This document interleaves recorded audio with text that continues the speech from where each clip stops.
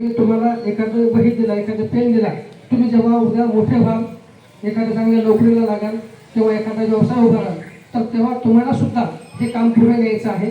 हा हेतू या कार्यक्रमाचे इथं आयोजन करण्यामागचा आहे की आपण देणाऱ्याने देत जावे, घेणाऱ्याने घेत जावे. विंदा करंदीकरांची जी काही कविता आहे की देणाऱ्याने देत जावे, घेणाऱ्याने घेत जावे, घेता घेता एक दिवस देणाऱ्याचे हात घ्यावे.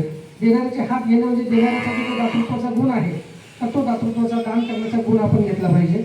मी लहान असताना किंवा शाळेत असताना मला काहीतरी एखादी भेटवस्तू मिळालेली आहे, मग मी ती लक्षात ठेवली आणि मला असं वाटलं की जेव्हा मी पात्र ठरेल, जेव्हा मला असं वाटेल की मला काहीतरी मुलांना, विद्यार्थ्यांना दिल्यानंतर मनावर एक समाधान राहील आणि मुलांच्या चेहऱ्यावर जे काही हास्य फुलेल, तो माझ्यासाठी खऱ्या अर्थानं पुरस्कार असेल किंवा माझ्यासाठी खऱ्या अर्थाने समाधानाची दिवा असेल. या हेतूतून या ठिकाणी एक छोटीशी ही भेट आहे. तुम्हाला एक वही दिली, एक पेन दिला, एक बिस्किटचा पुडा दिला म्हणजे मी काही खूप मोठा झालो अशातला भाग नाही, किंवा एका वहीनं तुमची काही परिस्थिती सुधारेल अशातला सुद्धा भाग नाही.